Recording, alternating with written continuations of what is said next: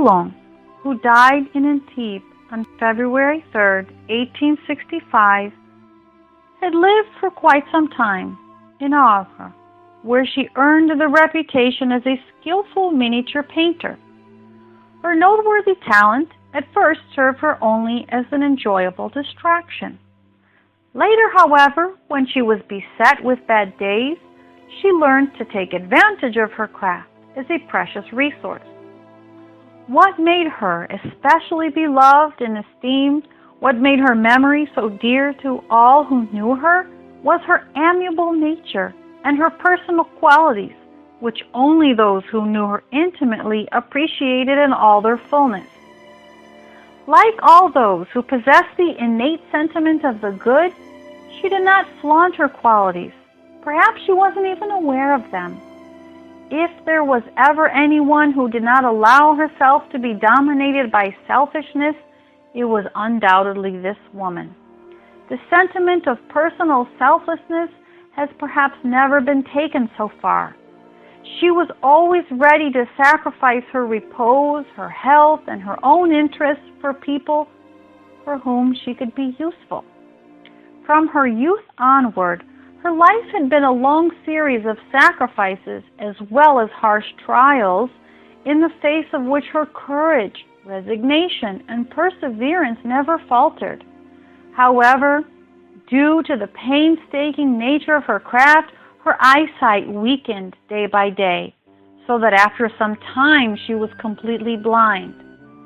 When Mrs. Foulon was introduced to the Spiritist doctrine, it seemed to her a ray of light. It seemed that a veil had been lifted, enabling her to see something that was not foreign exactly, but about which she had only a vague intuition. She studied it ardently, endowed with that lucidity of spirit and righteousness of judgment that were proper of her elevated intelligence. One would have to know all about the perplexities of her life, perplexities that never pertained to her own life per se, but to the lives of those whom she loved, in order to understand how much consolation she found in the sublime revelation that provided her with an unshakable faith in the future and showed her the emptiness of earthly things. Her death was as dignified as her life. She felt it drawing near without any baleful apprehension. For her it was a deliverance from earthly ties that would open to her the spiritual and blessed way with which she had identified herself by studying Spiritism. She died in peace, for she was aware of having fulfilled the mission she had accepted upon coming to the earth, and of having scrupulously accomplished her duties as a wife and mother. Also because during her life she had avoided any resentment toward those who offended her and those who had repaid her with ungratefulness. She always repaid evil with good and left life forgiving everyone in order to hand herself over to the goodness and justice of God. She finally died with the peacefulness of a pure conscience and certain that she would be no less separated from her children than during corporeal life, since she could be with them in spirit wherever they might be on the globe, in order to help them with her counsels and to cover them with her watch care. When we first heard about Mrs. Foulon's death, our initial desire was to converse with her. The friendly and sympathetic relationship that the Spiritist doctrine aroused between us explains a few of her expressions and her casual language. Paris, February 6, 1865, 3 days after death. I was certain that you would evoke me soon after my liberation, and I was ready to answer, for I didn't experience any state of confusion. Only those who are terrified and surrounded by the constricting darkness of fear become confused. Well, my friend, I'm happy now. These poor eyes, which had become weakened and only kept a memory of the sights that had colored my youth with their glimmering luminosity, have been reopened here, and have rediscovered the splendid horizons that some of your great artists idealize in their pale reproductions, but whose majestic reality, austere and yet full of enchantment, comprises the most complete reality. It has been only 3 days since I passed away, and already I feel like an artist. My aspirations concerning the ideal of beauty in art were the intuition of faculties that I had studied and acquired in other existences, and which I developed during my last one. But what must I do in order to produce a masterpiece worthy of the grandeur that touches my spirit in this region of light? Paintbrushes, paintbrushes. I shall prove to the world that Spiritist art is the crowning of pagan art, of Christian art endangered at this time, and that to Spiritism alone is reserved the glory of reviving it in all its splendor on your barren world. But enough of the artist, now for my friend. Dear friend, Mrs. Kardec, why are you so distraught over my death? Especially knowing what you know about the disappointments and bitterness of my life, you should instead be joyful in seeing that I no longer have to drink from the bitter cup of earthly sorrows that I had to drain from the dregs. You should believe that the dead are happier than the living. To mourn them would be to doubt the truth of Spiritism. You will see me again. Be sure of that. I was the first to depart because my job on that world was over. All persons have theirs and must accomplish it while on the earth. When yours is over, you will rest with me for a little while. Then we will begin again, if necessary, since it is not natural to remain idle. All have their tendencies and follow them. This is a supreme law that demonstrates the power of free will. So, my good friend, be indulgent and charitable, sentiments that we all mutually need, whether in the visible world or in the invisible one. By living according to this motto, everything will turn out well. You would not tell me to end this conversation. However, you know that this has already been a rather lengthy first-time communication, and that is why I will leave you now in order to turn my excellent friend, Mr. Kardec. I want to thank you for the affectionate words you spoke to the friend who preceded you to the grave. We almost left together for this world in which I find myself, my dear friend. An allusion to Kardec's illness about which Mr. Demure had spoke. What would the dear companion of your life had said then if the good spirits had not helped you in time? Yes, she would have wept and groaned, which is understandable, but now she must see to it that you avoid exposing yourself again to such danger before you have finished the work of initiating the Spiritist movement. If she doesn't, you run the risk of arriving here among us much sooner than you should, and like Moses, of not seeing the promised land except from afar. So keep on your guard. I am warning you as a friend. I shall leave now. I want to return to my dear children. Then I'm going beyond the seas to see if my wandering sheep has finally arrived in port or if she is at the mercy of a storm. One of her daughters used to live in America. May the good spirits protect her. I'm going to rejoin them for that purpose. I will return to converse with you, for I am an untiring talker, as you will certainly recall. Until then, my good and dear friends, so long. Number 2, February 8, 1865. My dear Mrs. Foulon, I was very pleased with your communication the other day and your promise to continue conversing with us. I realized perfectly well that it was in fact you who were communicating. You spoke about things that the medium could not possibly have known about, and which could have only come from you yourself. Furthermore, your affectionate language toward us was certainly that of your loving soul, and in your words there was a certainty, a balance, and a firmness that I did not perceive during your life. You will recall that I allowed myself to admonish you more than once on certain occasions. That is true, but since the time I became seriously ill, I have recovered the firmness of spirit that I lost due to the sorrows and vicissitudes that at times made me feel apprehensive about life. I said to myself, you are a spirit, forget the earth, prepare yourself for the transformation of your being. Through your thought, see the illumined pathway that your soul must follow upon leaving your body, and which will lead it happy and free, to the celestial spheres where you must live from here on out. You might think that I was a bit presumptuous in counting on perfect happiness upon leaving the earth behind, but I had suffered so much that I felt surely I must have expiated all my wrongs of that lifetime and the previous ones. That intuition did not delude me. Rather, it was what gave me courage, tranquility, and firmness during my final moment. Such firmness naturally increased when, after my liberation, I saw my hopes realized. Would you mind describing to us your passage, your awakening, and your first impressions?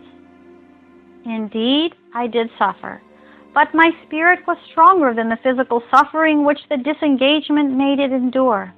After my last breath, I passed through a sort of syncope, losing consciousness of my condition, not perceiving anything, in a vague somnolence which was neither the sleep of the body nor the awakening of the soul. I remained like that for quite some time. Afterward, as if I were emerging from a long fainting spell, I awoke little by little and found I was surrounded by friends who I did not recognize. They lavished care and attention on me. They showed me a point in space that resembled a shining star and said, "You are going there with us, for you no longer belong to the earth." Then I remembered. I was aided by them as we formed a graceful group rushing toward realms unknown.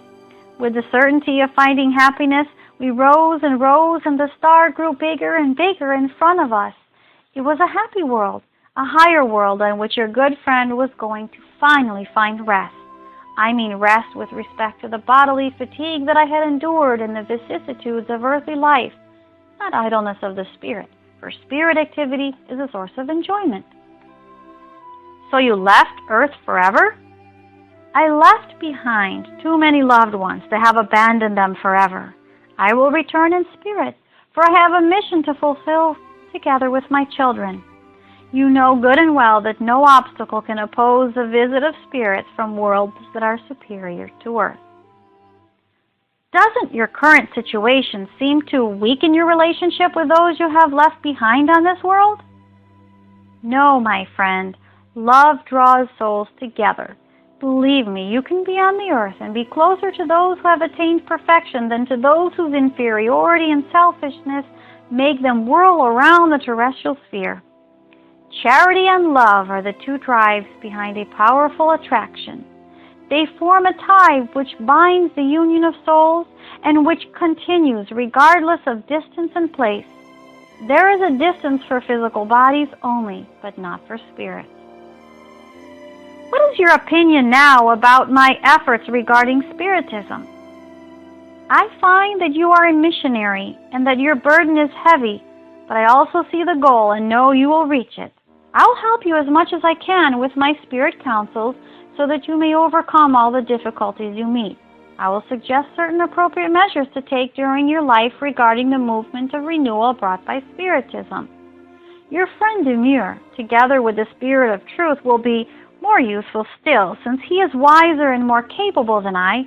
But since I know that the assistance of good spirits is strengthening and sustaining you in your work, you may be assured that I can guarantee you my help anywhere and at any time. From some of what you have stated, one might deduce that you will not take a highly personal and active part in the work of Spiritism. You are mistaken. It's just that I see so many other spirits who are more capable than I am at addressing such an important matter. Hence, a sentiment of invincible timidity prevents me at present from responding to you as you would wish. Perhaps in time I will be more courageous and bold, but it is necessary that I get to know these spirits better. After all, it has been only 4 days since my death, and I'm still dazzled by everything around me. My friend, don't you understand? I'm not able to express the new sensations I'm experiencing. I need to strengthen myself in order to overcome the allure that these marvels hold.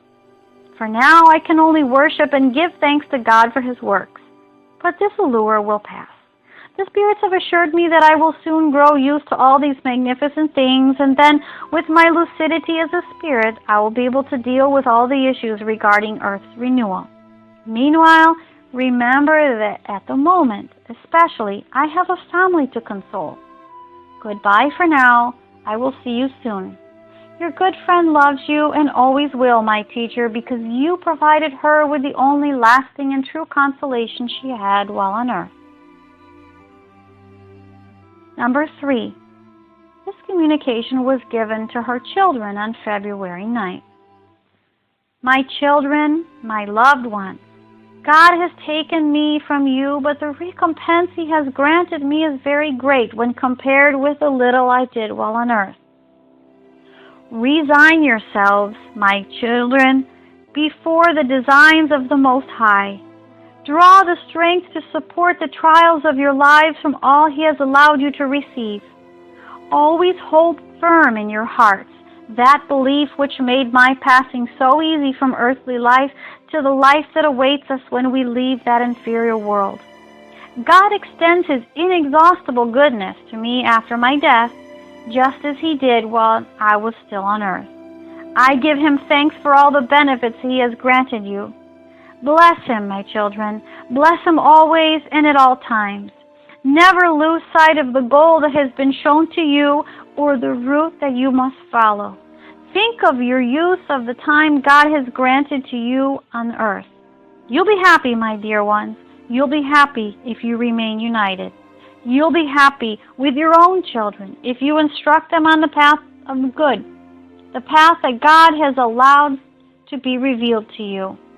You cannot see me, but you can be sure that the tie that bounds us together on earth was not broken with the death of my body, because it was not the body that connected us, but the spirit. That is why, my dear ones, thanks to the goodness of the Almighty, I will be able to guide you still and encourage you in your progress so that we can be with one another again later. Press on, my children. Cultivate that sublime belief with the same love. Good days are reserved for you who believe. This has already been told to you, but it was not for me to see such days on earth. It is from higher up that I will appreciate those happy times promised by our good, just, and merciful God. Please don't weep, my children.